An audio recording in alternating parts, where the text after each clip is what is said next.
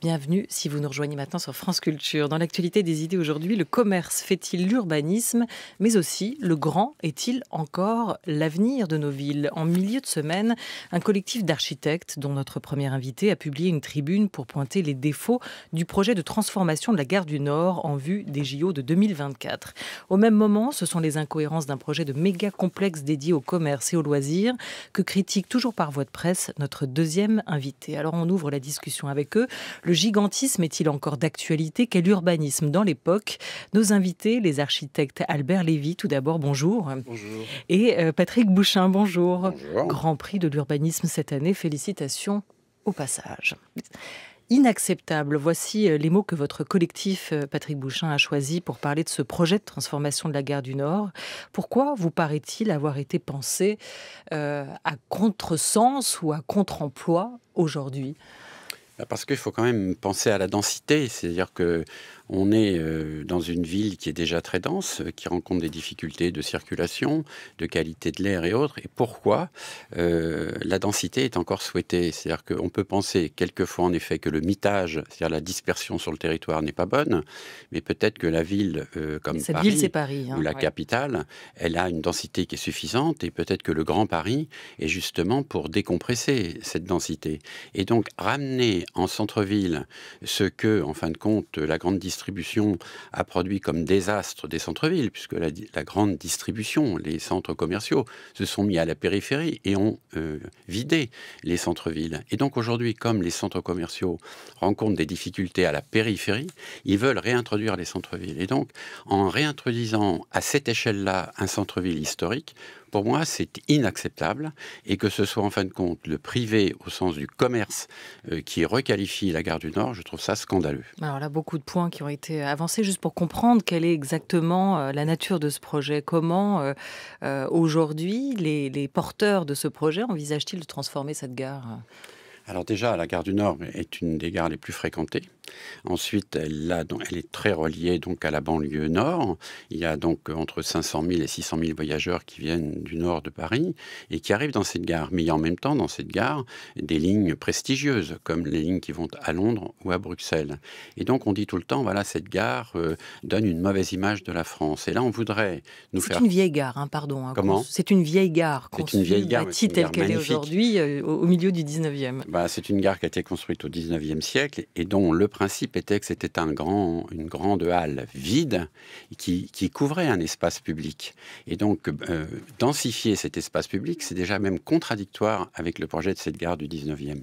Mais aujourd'hui, rajouter à cette gare une sorte d'aménagement qui nous ferait croire que parce qu'on le confie au privé, il va pouvoir réaméliorer le fonctionnement de cette gare dans son rapport banlieue-Paris, et que nous devrons passer par un centre commercial pour rejoindre le métro venant du Nord ou le TER venant du Nord pour aller à Paris, je trouve ça scandaleux. Alors, pour moi, si vous voulez, c'est pas, je ne suis pas contre les projets contemporain. Je ne suis pas pour améliorer la gare du Nord, parce que moi-même je l'utilise, mais ce que je ne comprends pas, c'est comment peut-on abandonner la restructuration d'une gare à quelqu'un qui revendique d'être un commerçant et de nous faire passer pour la énième fois dans un aéroport ou dans un centre-ville comme Paris ou Halle, devant les mêmes enseignes, les mêmes boutiques pour consommer les mêmes choses. C'est contre ça que je me bats. Alors, les gares d'aujourd'hui sont-elles amenées à remplir des fonctions très différentes de celles d'hier? Qu'est-ce qui change dans nos villes? On va repartir en 1966 du côté des gares françaises. La gare de Perpignan est destinée à devenir un des endroits cosmiques les plus importants dans la cosmogonie dalinienne. Si la gare de Perpignan reste un monument essentiel pour Salvador Dali, il est certain que le buffet de la gare de Lyon, à Paris, demeure un monument exceptionnel d'une architecture 1900 triomphante, et qu'il importe sans aucun doute d'en préserver jalousement l'ambiance désormais unique. Car les gares, elles aussi, se transforment. Elles sont désormais de verre et d'aluminium. Sur le triangle de terrain disponible, les plus petites s'adaptent, modernes et lancées. Les études architecturales de la SNCF ont pour premier objectif de rendre les gares fonctionnelles et de leur assurer les dispositions les plus adaptées. Là où elles ne peuvent s'étendre en surface pour répondre à l'accroissement du trafic, elles le font en profondeur. Ainsi, la gare d'Austerlitz enterre ses lignes de banlieue. À Montparnasse, le problème était différent.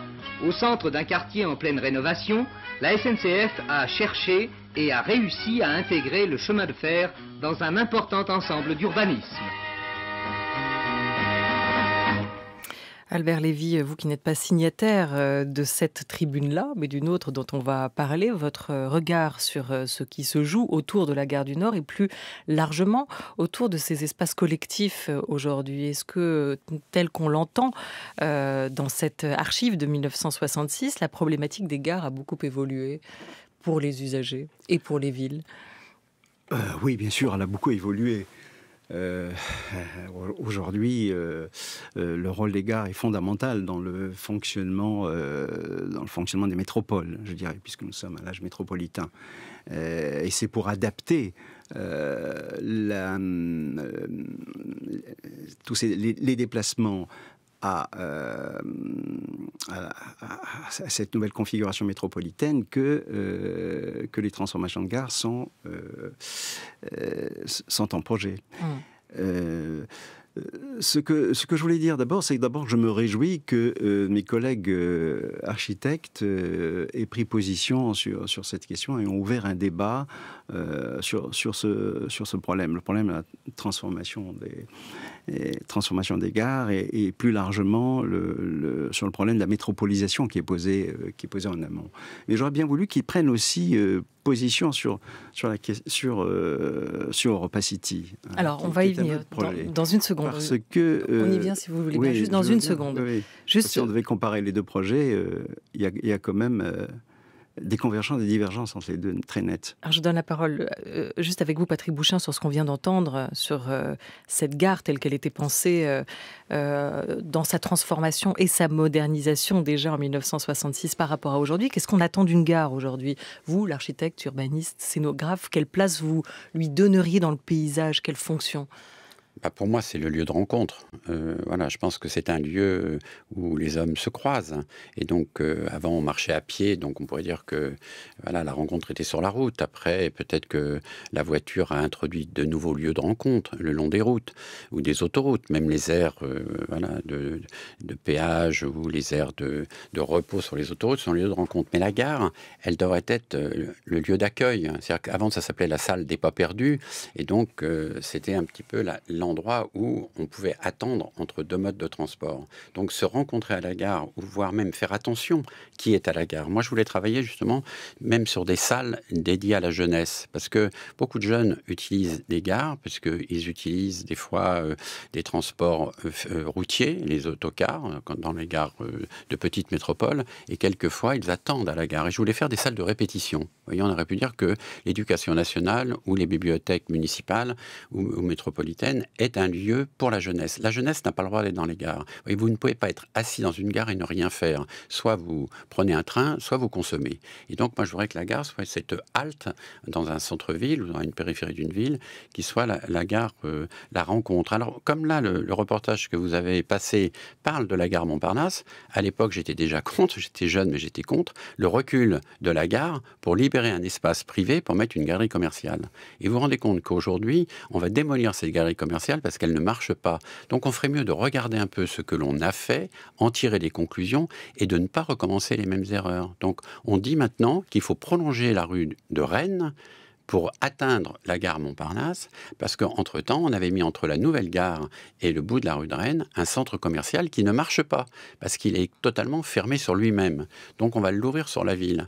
Alors comment se fait-il qu'à la gare du Nord, on va faire un centre commercial qui va être fermé sur lui-même, sur la gare, et qui va appauvrir les rues périphériques qui se trouvent le long de la gare du Nord et qui sont déjà très pauvres. Il sera ouvert d'une certaine manière sur la gare, ce qui se fait déjà aussi, gare Saint-Lazare à Paris. C'est vraiment assez égoïste que de se replier sur soi-même. Et je ne comprends pas d'ailleurs comment la mairie de Paris ne considère pas cet aménagement ou ce projet comme contraire au rayonnement d'une gare sur son quartier. Donc je pense que la ville se trompe et j'espère que ça ne se fera pas, que notre tribune a pour objet donc de remettre en cause ce projet et éventuellement que la commission qui va donner l'autorisation va peut-être se dédire et qu'on n'aura pas le droit de faire le projet tel qu'il est. Et peut-être que la ville de Paris va nous entendre et changer le projet. Mais vous êtes d'accord avec le fait qu'il faut la transformer, cette gare? Bien Il faut sûr. la penser autrement. Bien sûr. Ouais, et qu'il faut peut-être aussi prendre en compte aujourd'hui le fait que les flux de passagers vont aller en augmentant. En s'accroissant. En Oui, s'accroissant. quand vous prenez un TER et que vous prenez le métro, vous avez vu comment les gens courent le matin pour avoir l'autobus et le métro? Comment se fait-il qu'on va les faire passer par un centre commercial pour ralentir cette marche et les faire consommer? Albert Lévy, parler de ce projet d'Europa City qui vous tient à cœur, ou plutôt d'expliquer en quoi ce projet vous chiffonne tout particulièrement. Est-ce que vous pouvez d'abord nous camper le décor de ce projet de méga complexe qui devrait sortir de terre au nord de Paris d'ici 5 à 10 ans, c'est à peu près les échéances données, qui devrait s'implanter dans ce qu'on appelle le triangle de Gonesse, c'est le Val d'Oise, à quelques kilomètres au nord de Paris. Oui, alors donc vous avez situé sa géographie, son implantation. Alors Europa City a démarré en 2011 et il porte à peu près sur 300 hectares constructibles. Est prévu dans ces 300 hectares, 80 hectares réservés à ce centre commercial et de loisirs. Alors, il y a, pour vous donner quelques chiffres, 250 000 mètres carrés qui donnent le tournis, d'ailleurs 250 000 mètres carrés de commerce avec 500 boutiques, 150 000 mètres carrés dédiés aux loisirs, dont des pistes de ski artificielles, des centres nautiques climatisés, etc. 2700 lits d'hôtel, des zones de bureaux qui représenterait, d'après ce qu'on dit, la moitié de la défense, alors qu'aujourd'hui, on sait que l'immobilier de bureau est aussi un peu en crise. Et ce sera à peu près le double de la fréquentation de Disney. Hein. Et avec, on prévoit 30 millions de visiteurs, 60 millions de déplacements, tout cela pour un coût de 3 millions, plus de 3 milliards d'investissement, plus 1 milliard prévu, paraît-il, pour la construction de la gare qui devrait desservir ce centre commercial. Albert Lévy, ça va être une immense zone commerciale, culturelle, de loisirs, presque de la taille d'un quartier parisien, c'est ce que vous êtes en train aussi de nous décrire. On va juste écouter une présentation de ce projet, c'était en avril l'an dernier sur France 3. Un centre culturel pour enfants surmonté d'un hôtel végétalisé, un parc aquatique, un centre dédié au 7e art. Europa City s'est affiché sur grand écran hier soir. Le plus important investissement de notre histoire. Et le groupe Imochan l'a rappelé, ce projet à 3 milliards d'euros est pharaonique. C'est vrai qu'on va créer de toutes pièces ce qui constitue les éléments d'une ville, donc le loisir, la restauration, le commerce, l'hôtellerie, la culture, ce qui fait la vie aujourd'hui et qui fait qu'aujourd'hui les gens peuvent faire société ensemble. Voilà, c'est pas un méga complexe qu'on construit, c'est une ville en fait, avec les éléments qui constituent une ville pour faire société. Moi, j'avais signé contre. J'ai signé les 2 pétitions. Hein, j'ai signé très tôt contre Europa City. D'abord, je doute que ce soit une ville. Je ne sais pas si on peut peut appeler ça ville. Hein. C'est un gigantesque centre de loisirs. C'est pas une ville. Hein. Ou alors, il faut se demander qu'est-ce qui manque. Oui, c'est ça la question. Dans une ville, on y habite. C'est d'abord c'est des lieux d'habitation, de résidence. C'est des lieux où il y a une mixité d'activités. C'est des lieux où il y a une mixité de population. C'est des lieux où l'histoire y est inscrite à travers des monuments. C'est des lieux, c'est des lieux où il y a une sociabilité qui se développe au quotidien. C'est des lieux où la citoyenneté des habitants les amène à réagir à tel ou tel aménagement, à tel ou tel... Alors, il y a tout ça. Donc, c'est ça qui fait une ville. Hein. Donc, ça me pose effectivement la question, qu'est-ce qu'une ville? Je veux dire, surtout aujourd'hui. Donc, il s'agit pas d'un ville, il s'agit d'un méga complexe de loisirs. Et donc, le loisir, c'est qu'une fonction de la ville. Je rappelle que dans la charte d'Athènes, déjà, définissait la ville comme l'habitation, la circulation, le loisir et le travail, bien entendu. Donc c'était les 4 grandes fonctions. Donc c'est ce qui constitue en gros les villes, ce sont ces fonctions, mais voilà, c'est pas juste le loisir seulement. Et le commerce. Et là, le loisir et le commerce, géré par des intérêts privés et pas pour l'intérêt général. Pas pour l'intérêt général, dans une optique purement consumériste.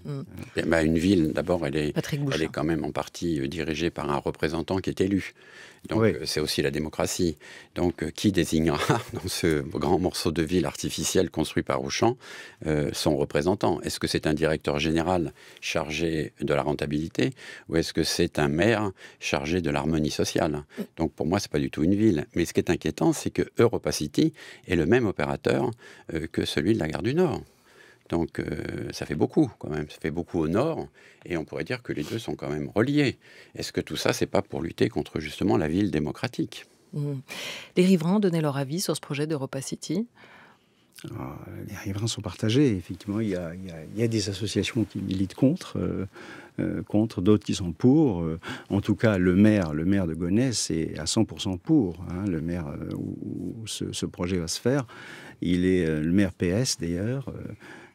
est tout à fait pour ce projet, de même que la région elle est pas claire, elle laisse planer le doute, elle est également favorable à ce projet. Et le maire est pour, en avançant un argument de taille, c'est celui de l'emploi. Il parle de 10 000 emplois nets créés avec cette superstructure. On ne peut pas en vouloir au maire aujourd'hui de vouloir aussi ramener de l'emploi dans leur région et leur municipalité, Albert Lévy. Oui, alors voilà, effectivement, bon, ça va ramener de l'emploi ici, mais ça va en détruire autour. Pas ce centre commercial de plus qui va s'implanter ici dans une région qui est déjà saturée de centres commerciaux, à Aulnay, à Roissy, etc. Va forcément détruire des emplois dans les environs. Donc on prévoit à peu près 8000 destructions d'emplois aux alentours. Donc vous voyez d'un côté on veut créer des emplois et de l'autre côté on les détruit. Donc c'est une compétition sauvage un peu qui s'organise entre des centres commerciaux qui est pas rationnel. Et donc là aussi, c'est un argument supplémentaire qui montre l'inutilité, c'est sur lequel je voulais insister, l'inutilité de ce projet. Alors on va écouter le directeur de développement du projet, David Lebon, défendre l'attractivité d'EuropaCity. J'entends les grands projets inutiles. Mais il n'y a pas de grands projets inutiles dans un territoire avec de très grandes difficultés. Parce que c'est un territoire avec de très grandes difficultés, il faut aussi de grands projets. Et les militants très engagés, c'est plutôt des hommes blancs âgés, qui parlent pendant 1h30, qui soulèvent des vraies questions, mais qui ne sont pas là pour avoir des réponses. Ils sont là juste pour dire ce qu'ils pensent. Ils ne sont pas là pour dialoguer avec les autres. Voilà, l'autosuffisance alimentaire, la destruction des terres agricoles, ce genre de choses. Après, vous avez les habitants qui viennent, qui sont généralement plus jeunes, plus représentants de ce que c'est le territoire, de sa diversité. Et notamment, je me souviens d'un jeune de Villers-le-Bel qui a levé la main, le premier. Il dit « Excusez-moi, mais moi j'ai 23 ans, vous savez où on habite là? Vous savez où on est ?» Parler de ces terres agricoles, je comprends. Mais moi, j'ai 23 ans, ça fait 3 ans que je cherche du travail, je cache mon adresse. J'ai une adresse d'un copain à Paris pour envoyer mon CV pour essayer de trouver du travail. On joue notre jeu de ce qu'on appelle les anglo-saxons, appellent des game changers. On va changer les règles du jeu. Mais pas dans un mauvais sens, pas en se disant on va accaparer de la richesse. On va faire œuvre utile. Voilà, le directeur de développement de ce projet qui entend faire œuvre utile. Je ne suis pas contre les grands projets, bien au contraire, mais il faut savoir leur donner du contenu, il faut leur savoir donner des objectifs, il faut savoir donc il y a des grands projets qui sont utiles et d'autres qui sont anachroniques et d'un autre temps et qui ne répondent plus aux besoins actuels. Donc il y a de quoi faire des grands projets aujourd'hui pour pouvoir transformer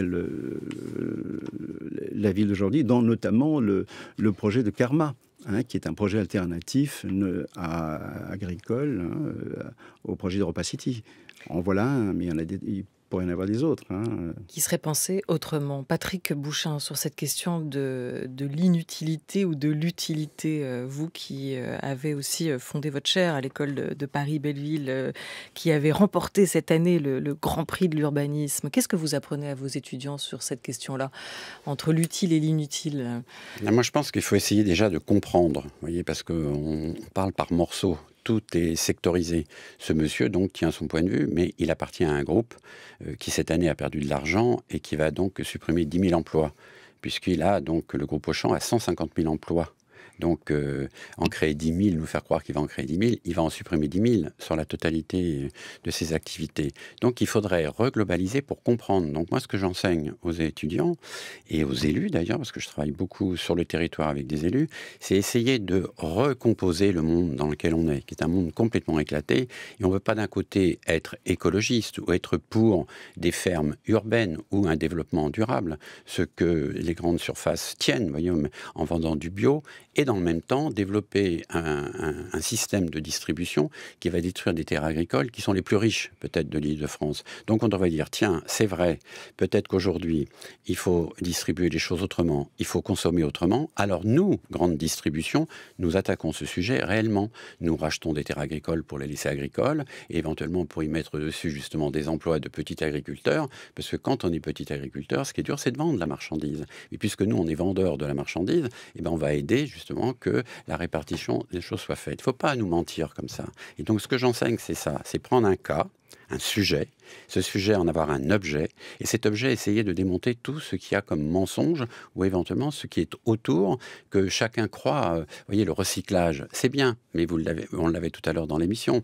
Alors, on est coupable de boire de l'eau dans une bouteille en plastique, mais en même temps, on doit la recycler et c'est à nous de faire ce travail. Et après, on ne sait même pas comment la chaîne complète est donnée. Vous voyez. Donc, il faut réapprendre les choses.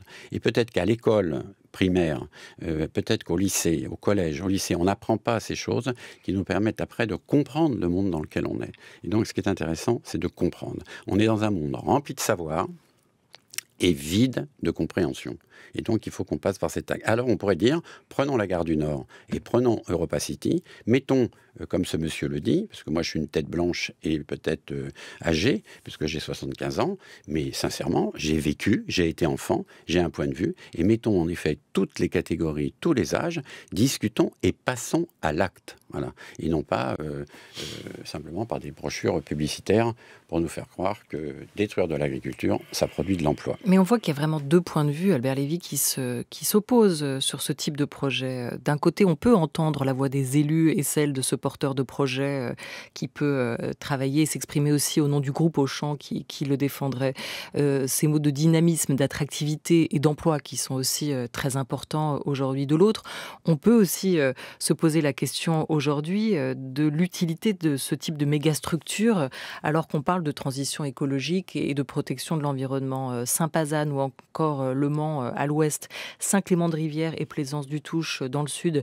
En juillet dernier, Politis consacrait un très bon dossier sur ces projets d'ogres de béton qui artificialisent les terres agricoles et menacent la biodiversité. Est-ce qu'on n'a pas là deux mondes en conflit, deux choix de société, Disneyland ou Notre-Dame-des-Champs? Notre-Dame-des-Landes.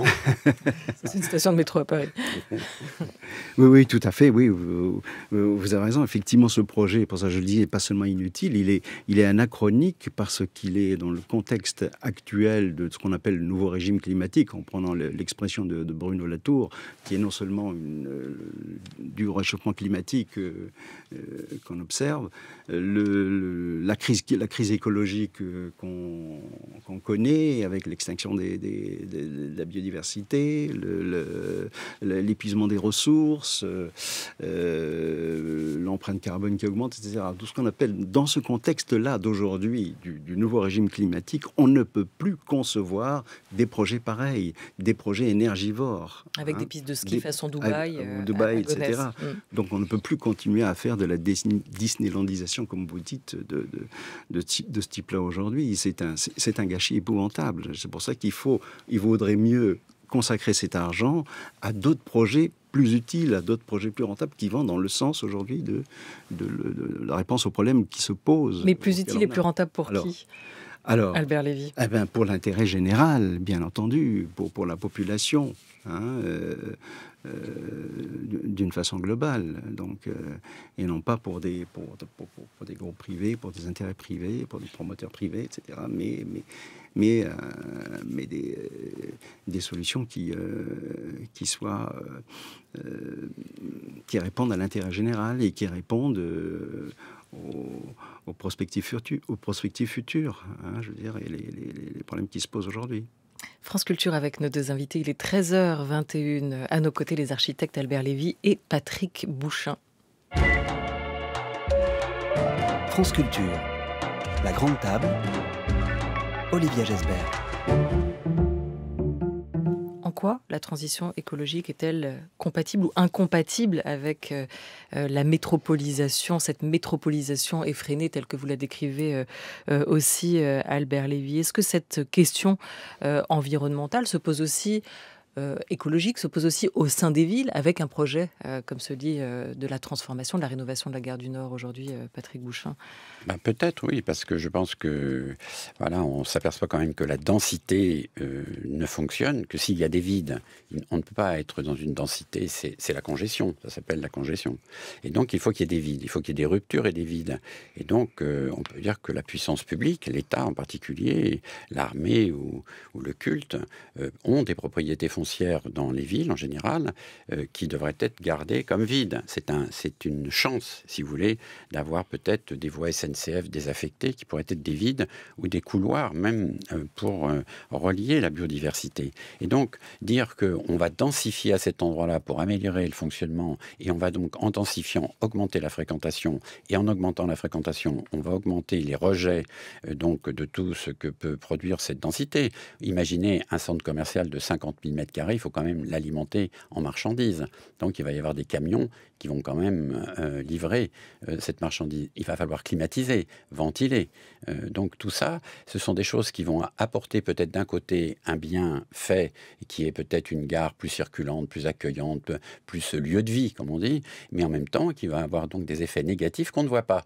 Et qui va les voir? Peut-être les riverains, ou peut-être des gens qui ne vont pas les voir tout de suite. Et c'est toujours par rapport à ce que je vous disais tout à l'heure, je pense qu'il faut comprendre que quand on dit qu'il y a une chose bien, il faut voir en effet l'effet négatif. En effet, c'est Bruno Latour même qui le dit. Il faut recomposer le monde dans lequel nous sommes.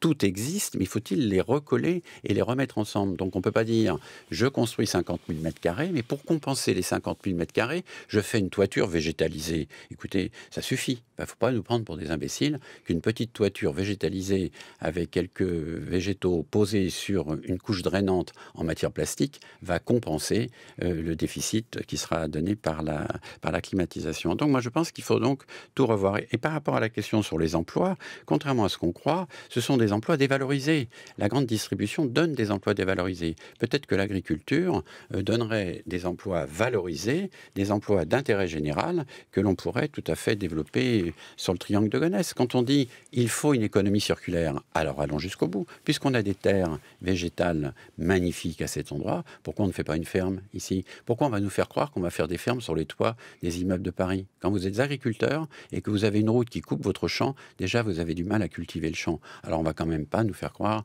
qu'on va compenser par 4,5 hectares d'agriculture la totalité d'Europa City. Donc moi je crois qu'il faut qu'on se parle, voilà, et il faut qu'on se parle, qu'on visualise ce que l'on dit et qu'on passe à l'acte, et qu'en passant à l'acte on expérimente, et en expérimentant on apprenne. On a quand même l'impression que l'urbanisme et ces choix de société qui sont faits à travers ces choix de petits ou grands ensembles est aussi beaucoup une question d'aller-retour et reste une question de mode. Je vous propose de repartir à la fin des années 70 à Lyon, au moment où les choix d'un nouvel urbanisme étaient défendus et mis en place dans la ville. Nous essayons de nous rapprocher un peu plus des gens, par conséquent, je dirais, de faire un urbanisme à une échelle un peu plus humaine. Est-ce que c'est un urbanisme qui coûte moins cher également à réaliser? Écoutez, c'est encore peut-être difficile de vous répondre, est-ce que ça coûte moins cher?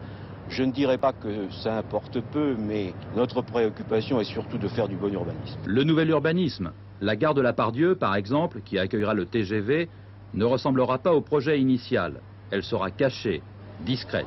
Le nouvel urbanisme, c'est les rues piétonnes, les façades repeintes, le métro, une architecture qui ne se voit pas, des logements sociaux en pleine ville avec de petits immeubles. C'est la priorité à la restauration de l'habitat ancien, à la réhabilitation. On peut dire que Lyon a changé son fusil d'épaule. On est passé de la démesure à la défense de la vie quotidienne.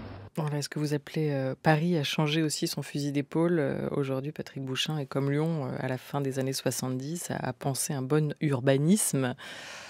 Je pense que la gare de la Part-Dieu a été un désastre pour la ville de Lyon. La traversée de l'autoroute avec l'arrivée du tunnel de Fourvière est un désastre écologique et un désastre social, parce que ça a coupé la ville en deux, que les dalles qui ont fait croire qu'on pouvait séparer les piétons des voitures et des trains, c'est un désastre.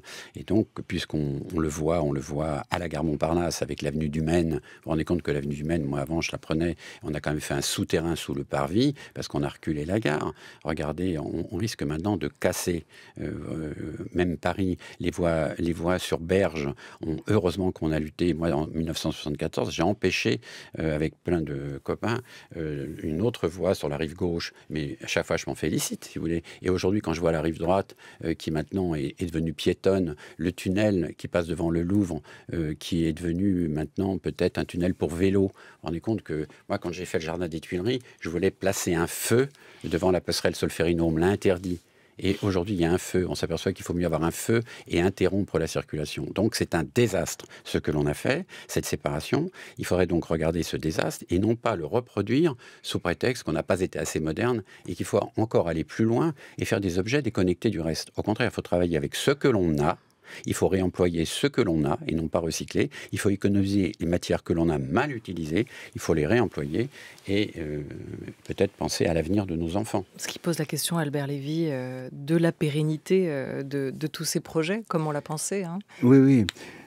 Alors, effectivement, ces projets, cet urbanisme des années 70-90, on peut le qualifier comme étant un urbanisme de réseau. Hein, parce qu'on se posait la question à ce moment-là de la mobilité. La mobilité qui était croissante à cette période et qui venait donc, un urbanisme qui venait après l'urbanisme fonctionnaliste et hygiéniste des années 50-70, hein, qui a créé les grands ensembles, etc. Donc, urbanisme des réseaux qui a créé, comme disait bien Patrick Bouchain, un désastre au niveau du territoire, parce qu'il a complètement balafré, il a complètement découpé, enclavé des territoires par cet urbanisme de réseau qu'on appelle d'ailleurs souvent réseau tuyau, hein, avec une simple logique sectorielle donc de circulation. Et tous les grands projets qui sont venus par la suite ont été des projets dans le contexte de la désindustrialisation qui s'est posée ensuite, de corriger et de réparer toutes ces erreurs. Tous les projets Saint-Arche, les projets de la plaine Saint-Denis, les projets de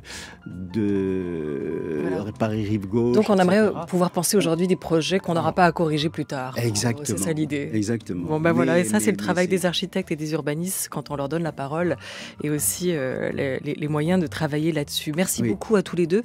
J'invite les auditeurs, et on mettra le lien sur notre site, à lire vos tribunes détaillées, parues l'une et l'autre dans Le Monde sur ces deux projets. Merci à toute l'équipe de La Grande Table pour cette belle semaine, à Maya Neskovic et Laura Dutèche-Pérez pour La Grande Table des idées, à Auriane Delacroix et Henri Leblanc pour La Grande Table Culture, avec l'aide précieuse, très précieuse de Sophie Marty et de François Bréhus. À la réalisation aujourd'hui, c'était Gilles Blanchard avec Adèle Caglar, et à la vidéo, c'était Swad Bukorska avec Jordan Fuentes.